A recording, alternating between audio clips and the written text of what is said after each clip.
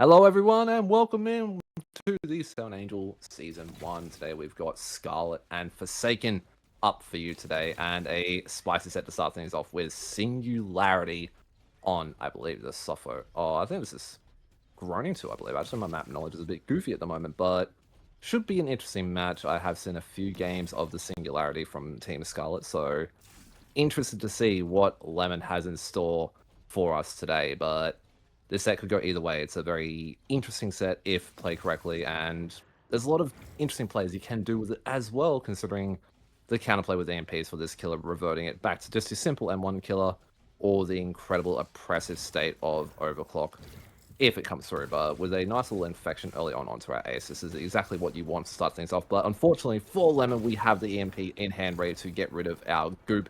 And yeah, as I mentioned before, revert us basically back to that just M1 killer. So this is a bit of a rough setting for Lemon being no power, but we get a nice camera placement and we get our Overclock back into play.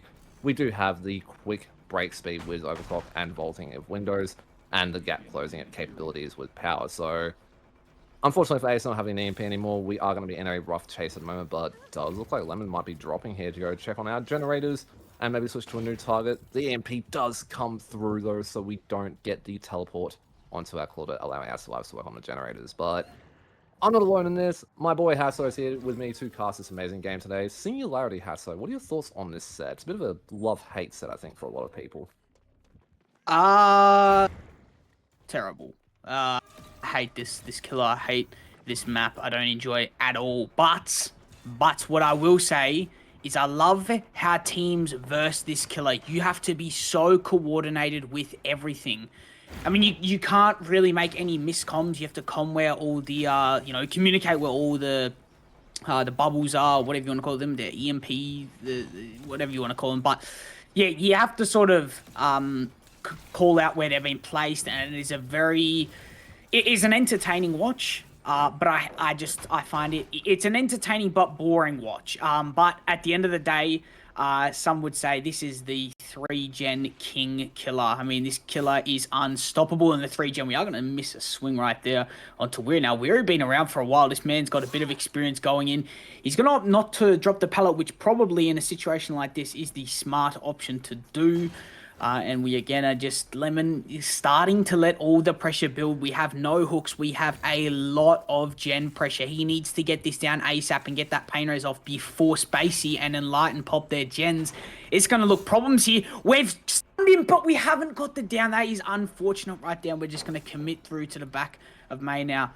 I have to say, to be brutally honest with you, Ghosty, this is just not looking good at all. We're going to get a pain raise onto a gen that's probably going to have about 10-15%.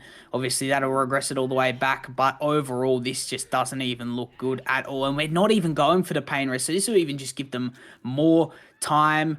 This is not what you need for a start like this, Ghosty. Yeah, no, it is a bit rough for Lemon for a single set, since I believe this was Scarlett's pick as well. So this is a set, as it's known, that teams will be more wanting to push for the win the most. You always want to at least be taking your set pick if the opposing pick doesn't go your way. And this start has been very rough. Forsaken and Survivors have played this quite well, having EMPs on hand to make sure that Lemon doesn't have that mobility through our little cameras with the scans. And also with Chasers, just making sure we're removing our slipstreams so that we don't have that oppressive overclock in play. And it looks like for the most parts with generators, we've lost pretty much any form of nice 3-gen that, as you mentioned, Hasso, this killer being the king of 3-gen holding, essentially, especially back in the day before regression limit was a thing. We don't have that to really play off as well, and Suffo 2 can be a good map for 3-gens. Along the main side, you can get some really nice 3-gen setups, but also around the bottom, like 10 through 9 side can be a really nice 3-gen setup, but we don't really have that anymore. We've only got a loose 3-gen up along the bottom side, but Aces has come in with a vault to get the trade last second as well. This is beautifully done by Forsaken as a 3rd-gen pops from the trial. My goodness, Hasso, Forsaken are kind of on fire at the moment and showing that they know how to play this set, which I feel is a very heavy macro and like very knowledge check sort of set. Look, yeah, absolutely. Look, I just have to comment on what Enlighten did right there. I was a bit shocked, to be brutally honest, with the option he just did, but worked out. I mean, I just thought he was guessing the vault and just sent it. But clearly I didn't even notice that the bro Weary was about to go second stage. So very nicely done from Leiden. At this point, Lemon's just going to concede the fact that he cannot. Like, it's very unlikely that he'll 4K this, and his best bet right now is to probably play for stages. We do say, I believe that is Bang right there coming in for the hit tank.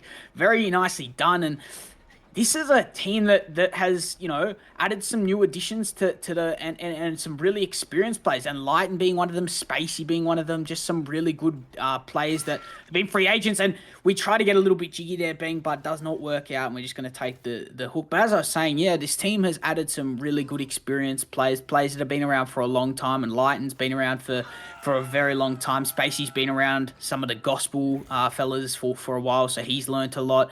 And then you got Bang and Weary, who are just experienced players. So this team is very strong. I'm not too sure how coordinated they are, as I haven't seen them actually yet. I haven't casted with this lineup before, but I have to say, yeah, this is looking pretty nice. And I tell you what, Weary, you are playing with fire doing that, because all you need is a stun, and it is chopped chicken cheese for you, mate. You are gone. We're gonna. Oh, I thought we'd win that for a second, but we don't. But I have to say, Ghosty, problems here. I mean, I don't know how his gens look. They're not great at all. Obviously, you have to hold a 3-gen for it to be good, or to 4K, but there's nothing there as we're seeing Lighten go down. But the question I have to ask you is, what result do you think is a pass mark at this point in time for Lemon, considering what's happened? Obviously, he did get juiced up for a little bit for the first 2 gens. He's pulled it back a little bit and been able to get 4 hooks since for only 1 gen popping, which is a pretty nice ratio. But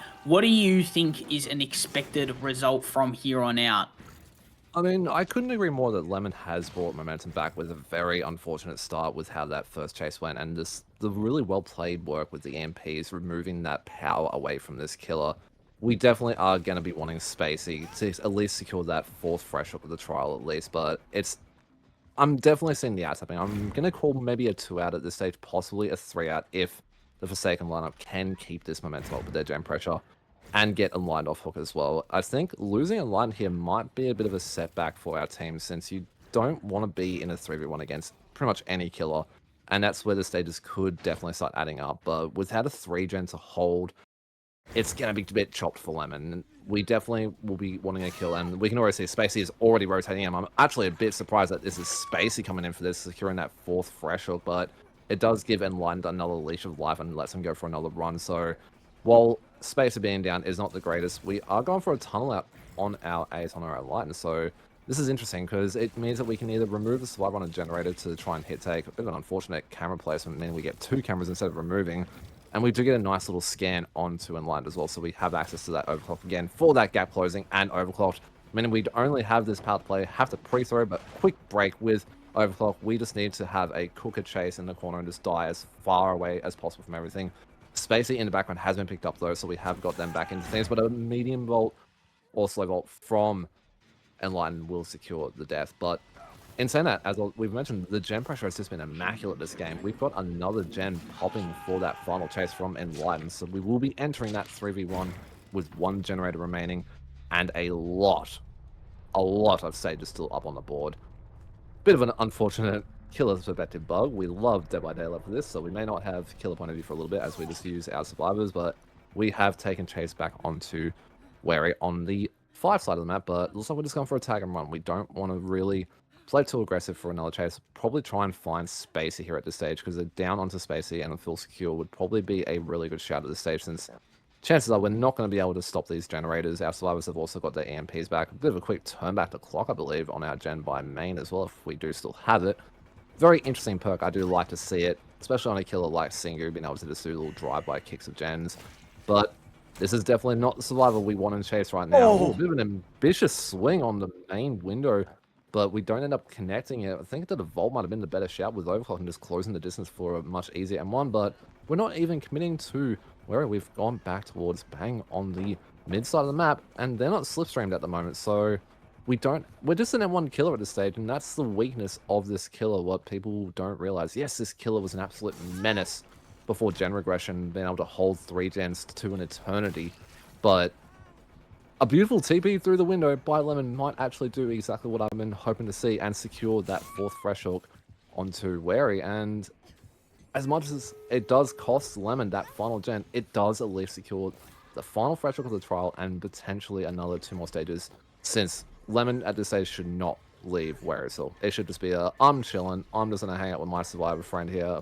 I'm an Nia fan, we're not leaving, but if it does go through that, we'll be looking at 8 stages for Fresh, which I was going to say, for my prediction, maybe 6 stages or 6-4, but 8-4, I think, is a fantastic result with the start that Lemon had from the earlier chases, and the gen efficiency. Like, the gen efficiency has been great with Forsaken Survival lineup, and I couldn't agree more.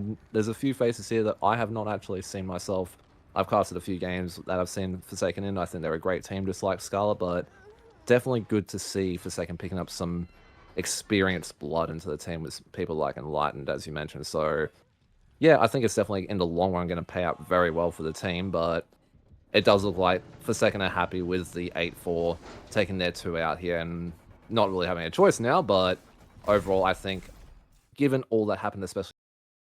Welcome back, everybody, to the next, or the same set for the first Scarlett's pick, being the Singularity. I've forgotten, but it's Popcorn. Now, Popcorn, he plays some of the strangest killers, some would say. I haven't seen too much Popcorn gameplay. This is my first game actually ever casting. But you know, I've spoken to Zeki before about this man, and he plays some odd killers like the Ghostface. He plays some very strange characters, but that's what you love to see, a bit of difference in you know what people play, and I love to see the Popcorns getting involved. I haven't seen him play before, so this will be a good watch. But I tell you what, the build he's running, this is something more like it. I prefer the Sloppy Butcher 10 times over the Turn Back the Clock. Turn Back the Clock does not synergize at all with Eruption. It doesn't really synergize with Pain Res either. It's just not, you know, it's a perk that you sort of bring. Oh, we haven't gotten the down there on today's, but yeah, it's not something that I'm a fan of. But this Sloppy Butcher, that's 2 lots of 80 seconds, no healing or for a fast time. That is going to burn so much time. Jazz, being a fairly experienced player, has been around some other teams for a while, so he knows what he's doing here. He'd be on a little bit of ping, I'd assume, being an SEA player, but very talented player in his own right. I tell you what, this lineup though, Dage, Jazz, Lemon, Kaz. I probably know Kaz the most out of this, and I know the comms that these guys would be having. He's great, and a beautiful fake from Jazz to just buy distance there. That is what I love to see, and we're going to take the chase onto main. And Jazz is playing this beautifully so far. Popcorn not having the chance to get this down. There's the first gem popping a little bit of... We've just walked through the pallet. I guess we're in overclock mode, so it doesn't really matter, but I'm telling you, Ghosty, I reckon that Sloppy Butcher, whether it comes in effect now, where it actually has an impact on the game... I genuinely think it will have a much bigger impact than Turn Back the Clock. I couldn't agree more. As much as I'm a big fan of the perk, Sloppy Butcher on a killer like Singularity just has so much impact in a set. Singu being just a simple M1 killer, no special attacks, like you said, with killers like Nurse or Blight. You can get a lot from such a simple perk that not a lot of people see the heavy value that you can get out of with the slower resets, and if you interrupt the resets, the regression on the healing bar that you get as well. So just a really nice slowdown perk for healing, but unfortunately Deja is taking a bit of a rough tag along the edge map of Shack, and we burned Shack Pal earlier on, so we only have the window to play. This is a much more powerful start for Popcorn, and I'm a bit unknowing of this person as well, Hazo. Like, I have not seen gameplay from Popcorn, but this is the start you expect to see from a Singularity set, and with the overclock vault speed, this will be a death onto Dage, forcing Locker at the stage since we're definitely not making that window again. So the question is now, do we go for a Basin or for that Pain Res at the same line? It looks like we do want that Pain Res, but we're playing for 8-4 result from Scarlett. So 2 stages already on the board, 2 fresh at 4 generators. And I saw it early on, a very nice 3-gen setup along the 10 side as well that we could play for at a later stage of the game if our survivors have not started trying to break that apart. So we're definitely seeing a much nicer setup with generators for Popcorn, but we are, unfortunately for Jazz, found Jazz on the 11 side of main as well, so they're going to be taking a bit of a rough tag. Did manage to get up an EMP though, so we're not going to probably see too much overclock in this next chase since we can just immediately remove the group. But we get a beautiful TP onto Jazz before the EMP does come through. We don't have the follow-up now that we've removed the slipstream, but it does mean we can play main for a lot more safety, but we're back into that slipstream form, so we no longer have access to pallets. Jazz pre-throwing it just to give that hindered effect onto Popcorn to make it to our next filler, and pre-dropping our main filler, which is what you need. But unfortunately for Jazz, I'm not sure if that was a little bit ping involved. They will not make that medium vault on the window since there just wasn't enough distance. A fast vault would have gotten into safety, but it did not come into through. I love the voice lines for Singularity, I'm sorry as well. Like, it always gets me excited, and I just love the voice lines for this killer. Just love it. It's my favorite thing about this killer. But yeah, second stage onto Jazz. We are at 3 stages on the board now with 2 fresh. Getting closer to that win condition as the second gen of the trial does pop, and that was, I believe, what looks to be one of our gens on our 3 gen on the bottom side. So that's a good generator for Scarlett to be removing, since unfortunately for Lemon on their game, they did not have access to a 3 gen to really play for. And now Popcorn has lost their strong 3 gen on that bot side. But we've got the follow-up scan with the edge map camera onto Dage. And this is a dangerous situation to be in with 2 deaths, or we could be losing a survivor very quickly at 3 gens, especially if Jazz does get found after they get reset, because you would hope the reset comes through. But Kaz has come in for a beautiful hit tape, but it does mean they also get collateral with the slipstream as well. So Kaz will need to go get not only reset, but an EMP to remove the slipstream as well, so that their chase can be a bit nicer if we do manage to catch them off before it or after the reset and they don't get EMP'd. Oh! Firecracker around the corner gives a bit of distortion onto Popcorn, but Dage only having these TNLs meaning they will be going down on the edge map. But honestly, I have to say that was a very, very nice chase from Dage with the resources they had at hand. Yeah, absolutely. I think, yeah, a beautiful chase from Dage.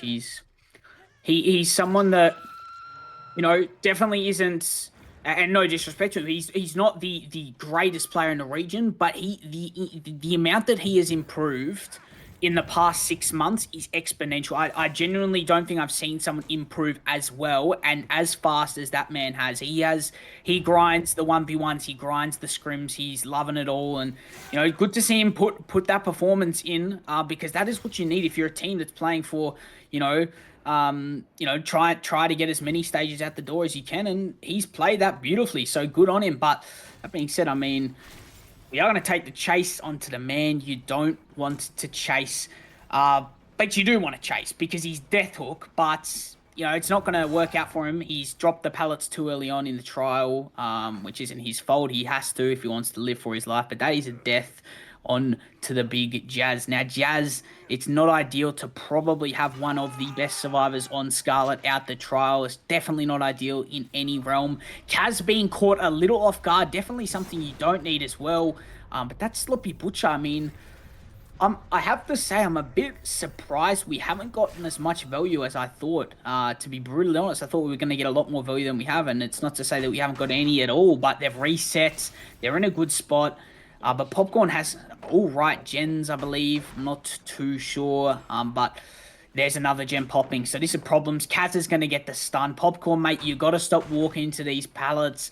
But this is where Kaz will probably give away a tag, because this is not an ideal place to loop. Do we win a 50? We don't. That's quick and quiet, I believe, though. Didn't hear a vault, but it is unfortunate. Kaz is just going to have to live here for as long as possible, and they are a fresh hook. This is not what you need. The pallets are going left, right, bloody center. This is not what you want at all, Ghosty, and especially when you're playing for a win con. Oh my god, a beautiful 50, but especially when you're playing for a win con, you want to, you know, you might have to greed a little bit more to buy even more time, but Kaz putting in a really good performance here. Maybe even a greed here, but Popcorn just has the metal balls. That is diabolical. That man just walks through the pallets like they're nothing, like they're already gone. That is absurd. He wasn't even in the overclock mode, so it didn't even affect him. This might even buy enough time for this gen to pop. It's gonna pop! Oh my god, that is a generational chase from the big Kaz. That is what you love to see. One of the old Synergy players, been around Kaz for a while, but that is the best chase I've ever seen Kaz have. There's the insta-hook. That's gonna be a BT onto Kaz as well. That is very nicely done. And that gate from Dage would be opening, and I know for a fact as soon as that gate is opened, we are gonna see We're definitely going to see Dage turn around and take a hit here, but I'm not too sure if that gate's got progress. I honestly don't know if the HUD is showing it at this moment, which is not what you want. It should be getting open very shortly, and it will. There'll be a TP on to Lemon. That will be out. That's what, 2, 5, 6, 7, 8. So that's 8-3, but they had 8-4. So I think Scarlett wins that. No. Yeah, Scarlett will be taking it because of the 4th fresh hook Yeah. that was needed. So Lemon getting out there secured him their set pick. So like, I'm honestly impressed. Like, I did not expect the double gen pops towards the end there, and Lemon getting out. That literally just secured Scarlett the set. They got the 9 stages that would normally be the win con, but welcome back everybody to the next set here on the Wesker. Some would say this would be one of, if not my favorite, second favorite, maybe behind Oni, but I love this set, Ghosty. Look, same lineup we're running: Lemon, Kaz, Dage, Jazz, Enlightened. Not a Wesker to be messed with. There you go. There's the first tag. This man is not a Wesker. He is not one you ever mess with. And the fact that, you know, they let this go. I mean, it's very hard against Forsaken because they have obviously Boosted, who covers majority of the killers, and then you got Popcorn who does another 20%, and then you've got Enlightened. So it's very hard to ban all their killers because you're bound to pick one. But this is definitely one I would have ruled out very early on. I would have definitely made sure if you were to get this set to force it as a tiebreaker. But here we are. This is going to be Jazz going down very shortly. He does win a stupid 50, which just shouldn't work out here. He's going to win another one. That is insane from the big man Jazz, putting on a little performance here. We're going to opt to Vault on the side of Enlighten now.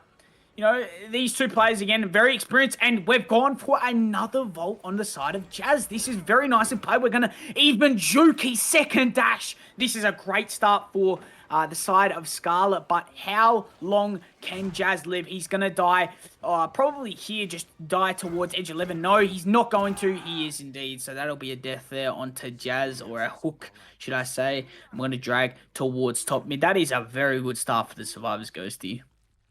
oh yeah, no, that was an absolute cooker of a chase from Jazz, but don't hold it off from Enlightened to start becoming a menace as the trial does progress. We did get 1 generator pop for that chase, so a phenomenal start from Jazz to get Scarlett that pop on a gen, and some good progress most likely on a few other generators, unless it was one of those problematic mid-gens that you can sometimes see on the Coal Tower.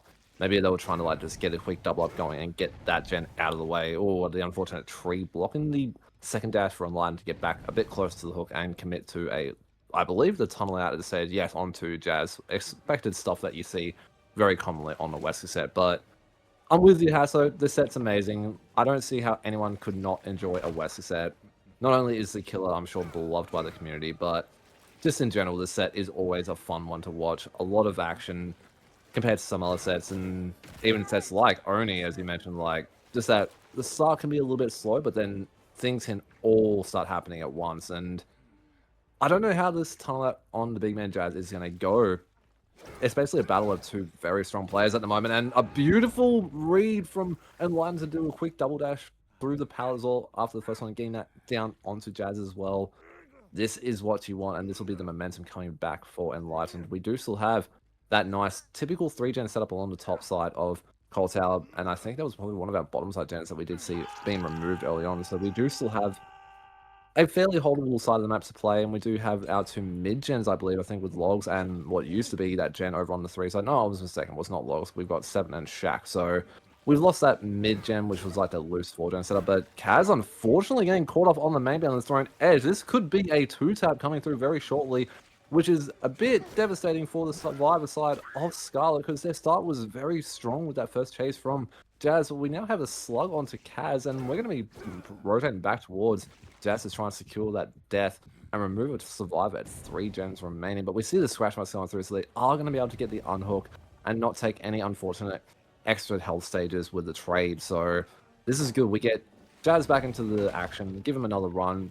We see the alert that someone is going to be going towards them and for the pick onto Kaz, and unfortunately we're not getting the vault onto the pallet. Bit of a we love DBD moment coming through for Enlighten, allowing Jess to send it all the way down to the bottom side of 7 with Life, I believe, coming through to make that 7 filler pallet, and a very strong filler to play. The good old God Rocks, we love these fillers. They're the best you can want, and we're down to the 50s. But unfortunately, unlike on that 10 tile, Jazz will not be making too many more 50s as we saw before, but this is still a good amount of progress on the board. I do notice that I think Lemon is about to pop. Yes, the 3rd gen of the trial, so we are losing a survivor at 2, but I think this is what you typically tend to see with West cassettes, either around the 1 gen left remaining or 2 gens remaining, a survivor dead.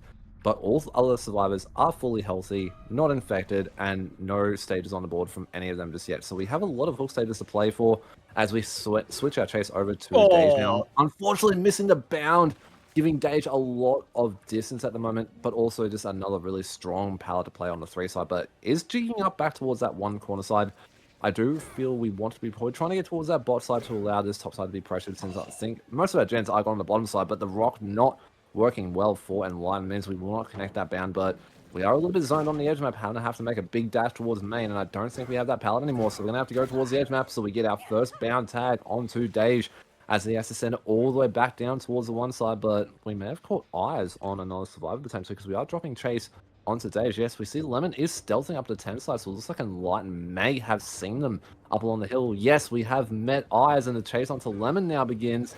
This is where it gets a little bit problematic now. We have 2 survivors injured and infected, and with that infection goes through fully, we will have that passive cooldown on our bound, so hopefully Deja is getting some deodorant so that they can get rid of the infection. Lemon doing really nice work with this filler pallet and can connect it straight back into this 3 tile, which we saw was a very nice pallet. And a beautiful dodge on the 2nd bound as well. Lemon's got essentially cross-map distance, but in saying that, that bound, as much as it didn't connect onto Lemon, has actually closed distance back onto Dage. Has to let the window makes the window vault for Enlightened, while Dage can then rotate back towards the 1 side of main. We are running out of resources as the firecracker does come down. Dage does have the pallet still on the 1 tile. If we lose this or we drop, it's going to be a bit of a problem, but Dage being very, very patient at the moment. Pallet does get dropped, but we've got a bit of a not so good loop to be playing. We have to probably try and make it back further down towards that 3 side where we had that stronger resource. The bound comes through and gets it down onto Dage, but we haven't kicked any gens yet because we've just been constantly in chases, so that will be the 4th gen of the trial popping Hasso. And if there's another gen with progress, the pain res will come through to disrupt it. We do see the token consumed, but my goodness, this could still go either way. Yeah, no. That is not what you do, especially in a call. I don't know what we're doing, and we've just been too tapped. Kaz is in a terrible spot. I'll be so brutally honest with you, Ghosty. I think that's throwing the game. I do truly think that's throwing the game. If Kaz cannot safely pull Dage, and she's not going to be able to, that is going to throw the game if she gets caught here or even gives away a tag. And Lion going to let this come off, but this is not what you want. Dage is going to go 2nd here. Yeah, I think that could have thrown potentially this game, but obviously the set's not over. We know Kaz is over here. Lemon's going to go in for the pull. We might even opt to go back just so we can secure that 2nd stage, and that's what we are going to do. We're going to make sure Lemon does not get that for free, or in fact at all, but yeah, it's looking bad. It really is. We're just gonna let this man go 2nd, and it is not something that I like. Because you know, Lemon had been a great player. Obviously, I made a mistake there, but it's gonna be how crucial is that mistake going to pan out, and it is not looking good. He needs to put a performance on here. A slow vault. You need to stop Lemon. That may have redeemed himself. Unless we opt to go back here, we're gonna chase Lemon. And we might even get the down. We're not going to. We're going to get stuck on the wall. I don't think we make that regardless. But to be honest, yeah, that is not what you need, because I believe there's a pain res right nearby. But it's already obviously being used. But yeah, just not what you need, especially... I don't even know about dying up top on the map. It's not... Yeah, you'd probably want to die more towards 5 if you can, because this is just in a couple gens, obviously. It's a terrible split, but yeah, I mean, it's still not something that is looking good for them. Two are on Death Hook now. We have one that is fresh. A 4K one definitely could be in the books here, which would be an incredible result considering where we have. What are we doing, dude? That is not what you want. We're just going to get 2 here. We don't even get the endurance tag, so that's going to screw over Enlighten and give the big man Lemon an extra 15 seconds, and that is just chopped. Unfortunate, but yeah, what do you think, Ghosty? I think this is definitely could be a 4K one. Oh yeah, no. Unfortunately for Lemon being thrown onto the 11 side of main, I think I can agree that that play at Shack has just thrown the set out of whack for our survivor side of Scarlett. We definitely needed to avoid a tag, and especially the death, well, the hook stage onto Lemon, it just completely removed the momentum that we basically had up until that point, because we were at a good gen split at the moment. Was that gen down at the 7 side, we have the gen at 1 and the gen at 11, so we had the setup for the outs 100%, but getting caught at Shack there, not even trying to play for this filler palette that we have here on the 7 side, which may have actually bought Lemon even more time since we had that into the other 7 side palette as well, which would have bought a lot of time. That did throw the thing, or the sway of things, definitely outside for our survivors, and we need to have an absolute cooker chase from Dage, or essentially lose the killer completely, but it's Enlightened. I doubt that our players of this caliber are going to be losing survivors, so we don't get the collision onto the tree, though, so we end up making it up towards our 8th jungle gym, but the pallet was used early on, so Dage doesn't have really a lot to play with at the moment, and without that pallet, they will be going down in this stage, and we have managed to get at least 50% progress on, I believe that would be 1, but as we said, we don't need to pick that. We can just slug Dage and try and hunt down Kaz, and Kaz is red. The one thing you do not want to be on, against this kill in particular, is red, and we've been spotted out on the 3 side. We are permanently hindered by 4% due to the full infection, and that's wraps for Scarlet Survivors, with the 4K one now being secured. Have to note something real quick, obviously, for our viewers. If we're noticing that Kaz only has 2 perks with Angel Season 1, it's probably been brought up a few times that we might have some people that could be late to the party with the season.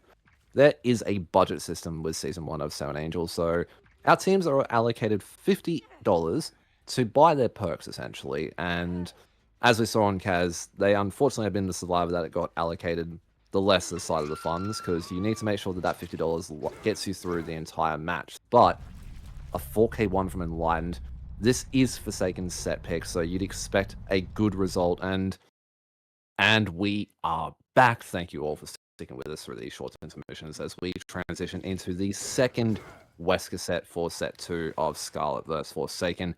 Set 2, game 2, 4K1 was the result from Enlightened for Forsaken. A beautiful game from both sides up until towards the end, where things did kind of slip out from the Scarlet Survivors' grasp, and Enlightened fully took the advantage of the mistakes that were made. So a very good first starting for our second set, but it's a Wesker set. Always enjoyable sets to watch compared to some when I do remember having to watch over play sets, and yeah, I'll take Wesker any day of the week, but 4K2 is what we're needing for Scarlet to take this set, and anything less than a 4K1 is what Forsaken are aiming for, to try and take their set pick and push it to the Demogorgon tiebreaker. But we've got a very nice starting throw onto the rock for Lemon, making a return on the killer, trying to bring things back from the Singularity game. So this is the start you're going to be wanting. A quick injure and infection to start things off into a 50s play on our mid filler palette.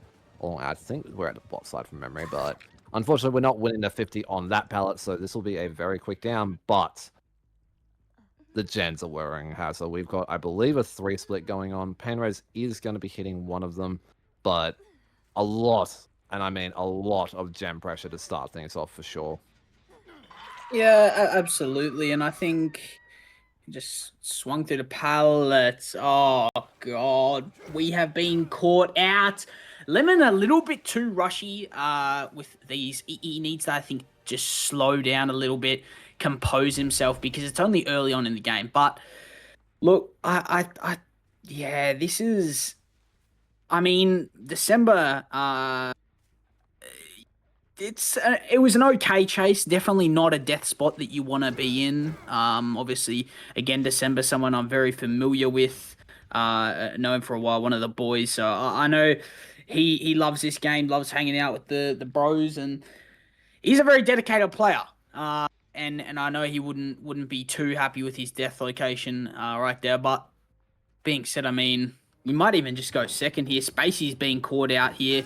Gonna lose a little 50 there. Unfortunate. Now we're probably gonna opt not to commit this, which is probably the right option, and we're just gonna make sure that December goes second. Now, look, I've got one of the staff. Actually, I was hovering over Jen's name, so I couldn't see if we were generators. Sorry, are being worked actually. So that is my bad. But we do have 2 gens getting worked, and that is what you love. Really, really good progress, especially for him to go second. We've had 1 gen pop, so that's really good. But overall, I have to say, it's not looking terrible for the survivors. They got a fair bit of gem progress, like I've said for the 10th time. But it's how they play this when they get, and not if, when they get December off, because there's no way you let this man die at 4 generators remaining.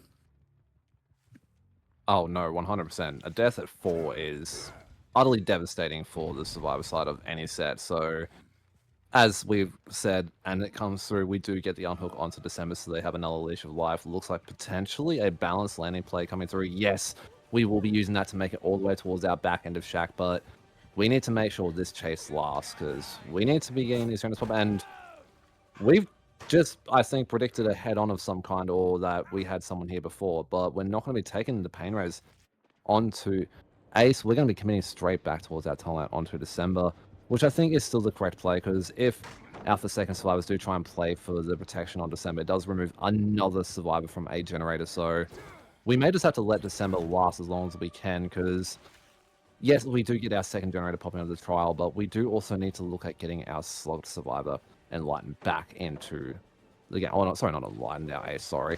But yeah, we get out, pick up onto Ace for that second gen pop while we continue chase onto December, only having an edge map 12 pallet filler on the edge to play, which is, they're dreadful pallets. Like, why did we even add these to the game? They're horrible pallets to play. But a much better chase than what we saw earlier on, especially since we were, unfortunately, for December camp till second. We made it all the way from around the A side down to Shack and all the way back up towards the top side. So a very, very nice chase overall, and some good teamwork from our survivor side for Forsaken for making sure that they did last that bit of extra time. But we are in the 3v1 with 3 gens remaining, and we did, I think, see 2 of our survivors down towards our 7th side getting to reset, so all of our survivors are healthy again. But this is where things, it's a critical point at this stage. We do still have 3 generators to pop, and we need to get at least 1 survivor out the gate. It could still be in Scarlett's favor at the moment, since the 3v1-3 is a very comfortable position to be in, a very powerful position to be in, and unfortunately, where it's been called out on our bottom 5 side of the map, so we're going to need a bit of a cooker chase. But Lemon reads the window run and manages to get a very, very quick down onto Wary. So this is where... Also, no. Spacey, not Wary. I am tripping out. This is where it could be problematic, though, as a mid-hook is definitely a dangerous hook to be on. Not a pain res, thankfully, for our survivors, but we do have turn back. We saw Lemon bring it earlier on the Singularity back in the kit again instead of the Brutal Strength, which I do think is overall actually a better shout for most parts. Just get rid of resources that bit quicker and allow you to get back into the chase quickly. A very nice, quick unhook onto spaces, though, gives them another leash on life, so they can then go back down towards our bottom side, and our survivors can get back onto their generators. We see Claudette almost at about this quarter, just over the quarter mark, progressing it into almost halfway. Lemon hot on Spacey's heels, though, not letting them have much distance. I believe we do still have Shack Pallet to play. Yes, we do, so this is a nice loop to be at the moment. Big swing, I think, coming through from Lemon, or we went to go for the power through the vault, but a nice little drop gives us that distance, and going for a bit of a long wall mind game to try and catch Spacey off guard. I think it may have actually just worked here. If we get the power up in time, we could probably get the hit through the window. We've dodged the window, so it means we will get the down onto Spacey. Still having a pain res on them as well, but I don't think we actually have many down. We should make this one over 8 from Shack, so we at least do get a pain res, but this is a long drag for potential generators to be worked on up until that point. But It is next to, unfortunately, one of our highest progress gens, and it's the most progress gen, so we've just lost Hasso, one of the gens that we were putting our time into, with a Deathhook Survivor right next to it as well. Oh, And unfortunately, we've called out Claudette as well, so I don't know. This is looking real tough for the Forsaken Survivors at the moment. yeah, absolutely. Yeah, you've got Enlighten here, who's actually been caught off guard, I think, a little bit. Maybe a bit of a miscom on the side of Bang, but yeah, look, I think the fact that we're in a situation, a spot like this, we are going to get it for free, which is what you love to see, but a beautiful save from Enlighten. That is beautiful. He's timed that incredibly well. Now, on the side of Spacey, we know this man can last. He is a skilled special player. He is a talented, some would say junior, because he's been around for a while, but he hasn't really, put his hand up for all these competitions. He's only really started to get really active in the past, 6 months or so, and he's improved insanely well. But I do have to say, he needs to last here, and he's going to bump on the side of Lemon, and this isn't what you're going to need, because now he makes window for free. He's going to bait the window. That is an incredible play from the side of Spacey. I don't know what this man has drunk today, but he's clearly worked out. There is something in the guy's water. There's no way we do it again. We're going to make the window at Shaq. We're going to go down. Now, 2v1 with 2 generators remaining. Hold on. Oh my god. And Lighten's played that very well. He's going to send it away, but I just needed time to regather, sorry. This is a really good gen split for the survivors. If they die over towards, you'd say 3, maybe even 1, they can have time to work these gens, but it's looking... Definitely don't die 3. That's where the gen is, but it's looking pretty dire, to be brutally honest, for Lemon, because the gen split is so cooked. Bang probably trying to bait chase a little bit, get it going, turn back the clock onto 11. Yeah, this is problematic. This is not a gen split you want Ghosty in any scenario, regardless of the killer. Maybe if you're on the Blight or the Billy, yeah, it doesn't really affect you. Or even the Demogorgon. We did see actually Symmetry a while back play a demo where the gens were a bit cooked like this. But Wesker, I just don't think the mobility is strong enough, and I don't think it's going to work out well enough here. But that being said, we're going to just leave, and again, really good comms. This time from Bang to leave. Now, these 2 players, probably the top 2 experienced players being Bang and Enlighten, have been around for ages, been competing, and these are probably the 2 that you'd want in a 2v1 right here, because I tell you what, they're both played in very high stress situations, and this is one of them. Light has played this so well. He's going to take a tag here and do the correct thing and run towards 1 and hope that 4 gen gets worked on. Hopefully he doesn't go down here. He's going to evade. I think we've just spotted out the Claudette as well, so that is not what you want, and we have. So this is problematic, Ghosty. We could see a 4K1, a tie here. Quite possibly, unless Enlighten does manage to survive that little bit of time, but it does look like Lemon has had the intuition to not continue after the power vault and try and get the down onto Bang on the backside of main. With that health set onto Enlighten and the gen split and all that was mentioned, and the caliber of these 2 survivors as well, definitely the 2 survivors you want. It was definitely a doable thing to get that last gen pop, but it's all going to come down to Bang having an absolute banger chase for 1 more gen to pop. We are still at Tycon though, so the set could still be tied, but considering that we are in the 2v1, you would expect a gen not to pop in it, but we've gotten a lot of progress down on this 4-side generator, and with the split and Wesker not being the most mobile killer, it's going to be tough for Lemon to be able to hold these 2 generators that our survivors are trying to break apart. Bang also having main building to rotate from if the comms are being called out early enough, which Enlightened seems to be on top of, and also Bang's knowledge as well of killer drop and TR has been immaculate. So we're playing our prelims really nicely, having a really nice power to play, and don't get the vault over as well, just like what happened with Enlightened. We're getting a little bit cooked on our pallet vaults a little bit there. We love this game sometimes, but we are trying to pressure Enlightened off this gen down on the 3/4 side, which is getting a lot of progress right now. I would not be surprised if we potentially see Bang actually cross down towards that generator at the moment if it has more progress than the 11 gen. And Enlighten try and make their way back up towards the top side, but no, it looks like Enlighten is going to be forced to stay towards the bottom side. And means that Bang can still work that 11 side gen as well. And we do make it all the way down towards Shaq. Oh! But we unfortunately get hit through the pallet, but this is a really crucial death spot, and the chase lasted long enough anyway, because I was about to say we are most likely going to slug Enlighten here and go back for that 11 10, but that's a lot of distance to cover. But Bang was already on the gen, so regardless now, if Bang gets caught off and dies here, Forsaken have taken the Wesker set, so I believe we will be seeing the best boy Demogorgon coming out for a TB since the teams are now 1-1 in the best of 3. But what a banger chase towards the end there, Enlightened, or so from Enlightened, and it just shows like maybe these two survivors were not the ones that Lemon wanted to have remaining for the 2v1, because usually a 2v1, for most parts, you're not getting another generator done, unless it's a really, really strong split, and more or less it's a killer that's on the lines of Wesker that doesn't quite have that mobility. But we've also got the pickup onto Enlighten as well. These two survivors are pushing for the outs. They don't want to just succumb and just accept a 4k0 here. They want to go for the outs as well, and we get another window tech vault out of Bang on Shaq, meaning Enlighten can do a big send up towards the top side and potentially get a fresh out here, Hasso.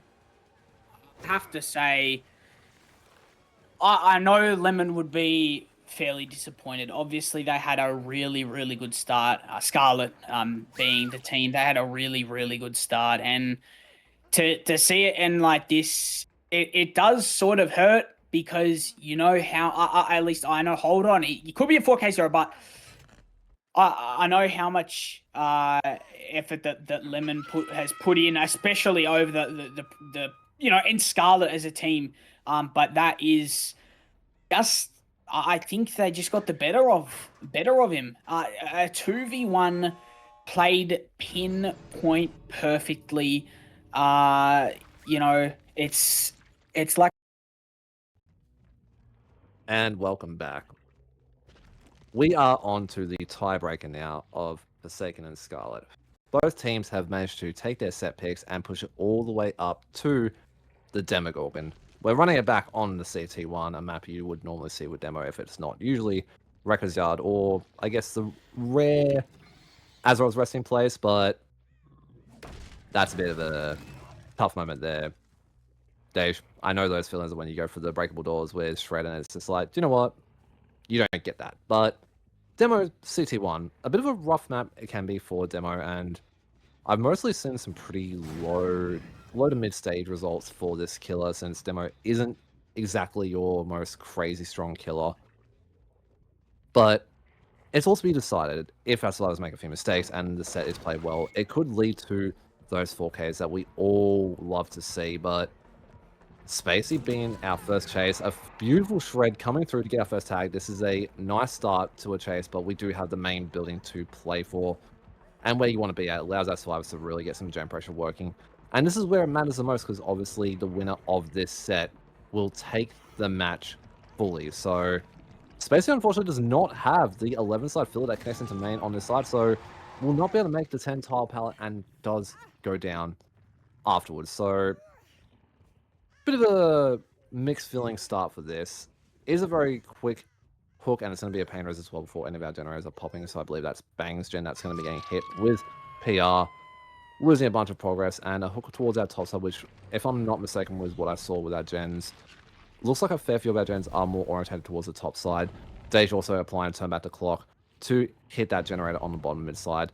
And yes, it looks like we do have a nice little 4-gen setup on the top side, so not the greatest hook to have down, and we are putting some pulls down by the generators as well, so we have that killer instinct if we are tapping our Shred to charge it up and get some knowledge of where our survivors are. But a hook topside hassle, it's a bit rough, because you definitely don't want to be up on the side where you have your 4-gen setups for your death. But Spacey didn't really have too much to play for, since we only had that 10 tile pallet to play and no filler to connect to it, and no window either. So I don't think there was much space he could have done, but a second stage possibly coming through momentarily at 5 gens. We do spot, I believe that's Enlighten, trying to move their way in for the unhook to deny that second stage. But if we don't get this unhook through, this could be a very strong start for Scarlett. Yeah, there's no doubt about that. I am a little bit surprised with one of the options as a beautiful unhook, but one of the options that does surprise me a little bit, unless he was unavailable, is the Weary in for December. Now, of course, they are probably of the same skill, and it's not the skill; it's the more. I feel like once you've played on Cold Tower 1 or any map for that sake, and you play a killer that's almost the same as Wesker in the fact that it has a lunge attack, and it goes a little bit. I think the fact that maybe December coming on for Weary or staying on for Weary is the right play, but there's the head on. But as I was saying, yes, it's working out pretty well so far for Forsaken. So maybe they know something that we don't, and I think it's been played very well so far. And big spacey Hellfire putting on a good performance. He's playing this very nice. Might even fake this. No, he's just going to send it. Fair play, I guess. Sometimes you have to send it. But that being said, no bamboozle because this is the budget roulette budget. Well, what would it be called, Ghosty? A budget battle. There we go. Budget roulette. Well, this is not gambling. This is DBD. But, anyways, look. Been played beautifully so far. 2 gens have popped. This should be a stages killer. There's no ifs, buts, whens, whys. It just should be a stages killer. It's not a 4K killer any capacity. But look, we'll see how it plays out. There's a pretty nice 3-gen over to the left side of this map where you can sort of patrol. And this is not what you want to be dying full bottom here. And that's not what has happened. They've died top, mid, and Enlighten's now going to probably gain chase here. So that's just not what you want. We're going to go back to the unhook. This is problems, Ghosty. Yeah, no. Spacey hasn't had a lot of game time, unfortunately, and we still do have 3 gens to pop. A very nice 3-gen setup with the main 11 and 10 little cluster on the left side of main, and Spacey's look very close by as well. So not only can we sort of guard our more stronger side of the map, we can also protect our Deathhook. But we have traveled up to main, which means we do get the unhook for relatively free, allowing Spacey to do send it all the way down to the bottom side, which is where we need to be now. BT should last for long enough, so we guarantee our window vault onto the Shack side, so we have Shack to once again play for. And the pallet is still up as well, so Spacey can buy a lot of time here for Forsaken Survivors. But Deja's played a very nice game so far, exactly how you would expect a Demogorgon set to be played out. And I think a double back has actually costed Deja a little bit distance there. Maybe they commit through the Shack and a potential shred at least eats away the pallet, but no, he's going to have to drop now. And I think that's given our survivors enough time to break up. Yes, the 10-gen has popped, so we've lost that really nice side of main with the 11-10 main split. And main building as well. Lara coming through, wary to commit that main gen and pop it as well. So we've just lost our entire top side completely. And there's so much progress on our gen down on the 3 side as well. So Spacey definitely cooked up a bit of a gassy little chase there, allowing almost 3 generators to literally just pop in front of Dage's face. But good little mindset, maybe the team comms it, maybe this is going for a bit too long. We did manage to come back in time to stop that gen over on the 3 side from popping, but we do have a nice split with the 8 and 3 side, that 3 gen being very high progress, and my mistake, not 8 side. We have the 7 side gen. Spacey is caught off by Shackdo, but a nice little crash tech does avoid the shred down, and we have Shack Pallet to play for as well. It looks like Bang has immediately gotten back onto that 3 gen as well, and it looks like, I think, Enlighten might be trying to lurk for some more head-on players. And even down here on the 7 side, we are getting a lot of progress on the 7 side gen, so this could potentially be a 3-stage game, maybe a 2-stage. Not enough time for Bang to unfortunately pop that gen. Turn back the clock was also not active, so we couldn't just interrupt for free. But there's a lot of progress on the board on a very nice split of gens. We can have survivors back on our 7 side, and it looks like Deja's using their pauses to have a quick check to see if someone was on that 7 side. Does get kill or anything, so no, our survivors are working on that 7 side gen, so it has to go back and stop them from continuing that work. But that will allow Bang to get back on towards that gen on the 3 side. And even if Spacey dies here, this is the most ideal survivor to be dying at this stage, since they're worth the less stages. Eruption unfortunately does proc though onto Bang's generator, and I believe that 7 gen as well, so we won't be able to pop it, I don't think, unless we double that, but actually I could just be eating my words right now, actually. I think Bang actually does have enough time to do a full commit to the generator with Deja as well. They will be getting the gen pop, and we have 3 healthy survivors now as that gen pops as well to pressure our gate. So if all things go well for Forsaken at this stage, we're looking at a 3-stage game here, Hasso, for your tiebreaker, the most crucial set of this match. We do see Enlightened as well around for Bang to allow them to have a hit take. The gate at 12 is already prepped and open with 2 hit takes. That's a 3-stage game for Dej on the tiebreaker side. Welcome back, everybody, to what potentially will be, or sorry, yes, basically will be the last set for the night. But for Saiyan taking on Scarlett, we have Bang here, so no popcorn. Bang here and Bang. Come on, man. Let's lock in here. We got to get what 4 stages to get the win, and we're doing that. Let's fire up here. But that's beside the point. But look, I think it's definitely doable. It is very doable. It shouldn't be out of sight. It really is going to come down to how long it takes, and hold on a minute. If we are falling for that stuff, it actually could be doable. Now, hold on a minute. So we are going to take the vault here. Might even double vault. No, we're not. We're just playing this very nice and slowly. We've played this very nicely. That is an absurd hit. I don't know how that is hit, should I say. But it has in the end. So Bang, like I said, a very experienced. So we've just been caught with our pants down there, unfortunately, on the side of Dage, a little bit lost. And considering this killer can move so fast, some would say it is a mobility killer because it moves faster than 500, whatever it is, 500 ms millisecond. I don't know what it is, but you get the point. It moves very fast when it uses its shred ability. Very, very fast, and he catches you off guard. But that being said, yeah, this is definitely, it's not the start you want if you're the survivors, because you need to just have a chase that lasts for a long time. But it definitely isn't looking like that right now, because we already had our first hook when 5 gens were up. So we might have another gen pop shortly. But what are your thoughts so far, Ghosty?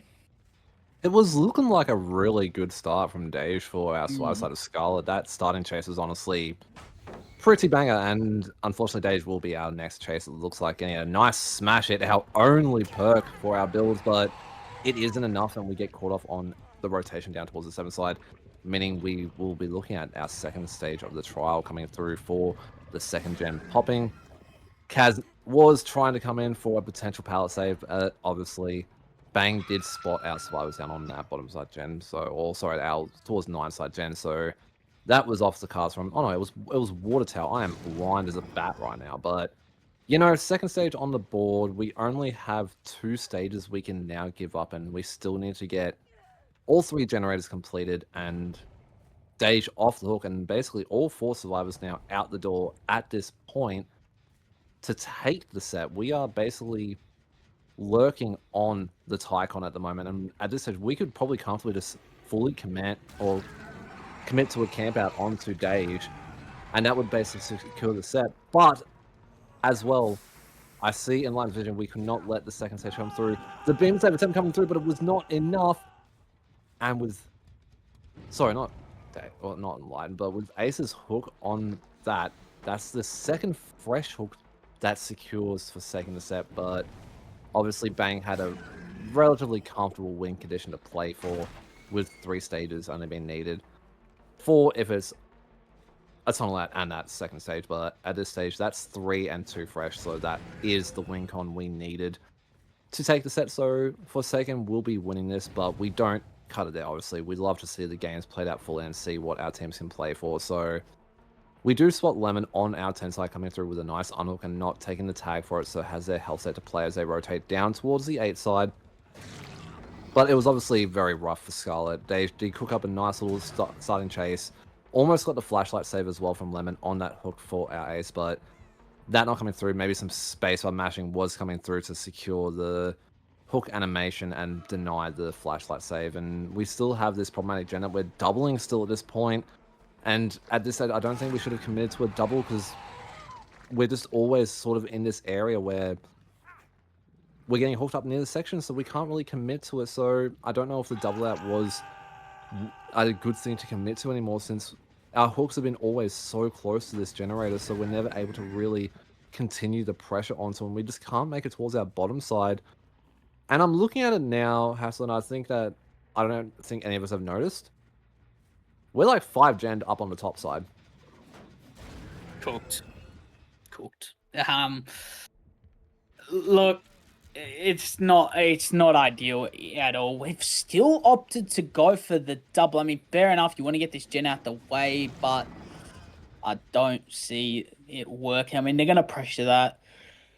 Jazz has died in a not great spot because it's just, at this point in time, Ben can just literally play ping pong between the gen, top mid, and this hook. And, obviously, when con has been met, it did a while ago, but I think overall, just not the result that, if you're on team Scarlett that you want, because in my honest opinion, I only see this being a 4K, maybe even a 4K2, 4K1, which is just not good for this killer. But again, I'm not good at DBD. I'm ass. I'm only doing the casting, so I know a lot more pressure is on the survivors, especially when you're pretty drained from the fact that you've gone to a TB, let alone just to lose it. It would be severely draining on your mental and your want to finish out the game. So that's completely understandable. So their head might not be completely in the game, which makes total sense. I do understand that. But yeah, definitely not what you want here on the side of the survivors. And as just juking, playing that very well. Kaz is locked. Kaz is very locked. There's a hit, a beautiful tag right there from Bang, and I think that was Jazz just standing there. He wants a little bit of chase time, which is understandable. I know when you obviously have lost, like I said, it is demotivating to finish out the set. So might just want to have a bit of fun and finish it off, but. Yeah, Forsaken win it in what has been such an up and down on both teams. They've both had ups. They've got this top mid gender, but they've both had so many great moments, both teams, but so many moments that have redefined and changed the outcome of what could be a game. Obviously, unfortunately, it was an unfortunate event, but we had Lemon on the Singu set. The Wesker set get caught out. At Shaq just standing in the door, which is just not what you need. But yeah, Forsaken also made some errors with pulling and stuff. What times they pulled, and I think both teams had some ups and some downs. But overall, Forsaken came out on top with it, and obviously they're playing for best results still. But I don't see this not being a 4K1 at this point in time. Yeah, no, I think that Bang had some favor with the entity. When I spotted that we had that 5 dents up on the top side, and we were just unfortunately always stuck around this top side of the map. It was cooked. That's the only way to really put it. It was a very rough setup for our survival side for Scarlett to try and break, and we just weren't able to really make it all the way down towards our bot side to allow our survivors to really break up this top side of the map. And Bangs has had an absolute field day with it. It did look like the potential was there. Deja's first initial chase did allow for a lot of jam pressure right off the bat. But both of our survivors are just kind of chilling by hook on the top side, and a nice little spin from Bang gets it down onto Kaz. Lemon is lurking, I'm assuming, for that beamer save to try and get one. Since the first one that came through didn't come through, but it's been a pretty good hard-fought battle with both sides having some slip-ups, but also some phenomenal plays from both our survivors and our killers as well. I'm sure that the mentals are definitely burnt out for the Scarlett side, especially since it was looking very much like Lemon had definitely the setup needed to actually take the match for Scarlett, but Forsaken just completely yoinked it out of him, and then a beautiful 2v1 game to finish things off for the Wester set, pushed it to the TB, and then we just weren't able to get those stages onto the board to give a bit more of a playable win condition. So we just couldn't keep things bot side. We had a disgusting gen setup on the top side for Bang to play. Kaz doing very nicely to use that BT to make sure that both survivors can make it to Shaq for what most likely is going to be the last bit of this gameplay. I don't see Kaz lasting crazy much longer, even with Shack Pallet. A bit of a little flick from Bang to try and get the long wall shred, but does not connect. Kaz read that beautifully. Bamboozle now in play, and I think we hit both of our survivors are still lurking by Shack. Lemon stuck on the 5 edge map side of Shack. Does a nice little FOV, I think it was, to like put him off, but I think that's also Bang just trying to get a little bit flashy with it, but we'll be going down on the pallet, and we're doing the big stare down, seeing if Kaz might be rotating. We hear the grunts of the Nance. This could be a pallet save. It is a pallet save! That is disgusting. Lemon going for the slow vault onto Shack and the follow-up blind. That was a beautiful pallet save from Kaz. I think, obviously, I feel Bang probably knew that Kaz was still lurking by, since I also heard the cries of Nancy, my beloved survivor, on the other side of the wall, so maybe just went for it to see if they could step back and prevent the pallet save, but nonetheless, a beautiful pallet save by Kaz. Lemon playing a very nice 50s game here. Doesn't get hit through the short swing, I think, onto the pallet save. We'll be able to connect it back towards our Shack side. And this is the sort of chases that we needed, and the stuff that we needed to happen earlier on in the trial that could have potentially secured Scarlett the set. An FOV attempt by Lemon, but Bang is not falling for it, so we'll be securing their hook onto Lemon. Kaz has sent it all the way up to the top side to try and make it at least a 4K0, but this shouldn't be a 4K. Demo, as much as I love this killer. Definitely one of my all-time favorite killers, alongside killers like Ghostface and other things, if the name doesn't suggest that. It shouldn't be a 4K set. This killer has, unfortunately, died to the sands of time with DBD's growth and how long the game's been out for, all the new perks and teams playing against this killer over time. It's just, it should always be out, and we're doing a bit of a stare down onto Kaz at the main building gen, but may be allowed to do the gen if Bang is feeling like it, but no. Quick little flick shred while looking away will secure the death onto Kaz, and it looks like we're trying to position ourselves for a nice little Mori to feed the Demogorgon and finish off our match today. Well played by Scarlett and Forsaken. It could have gone anywhere. We almost saw the 2-0 at one stage, and I'm sure we'll be definitely seeing big things from both these teams, but a big congratulations to Forsaken for securing that tiebreaker set and winning this match.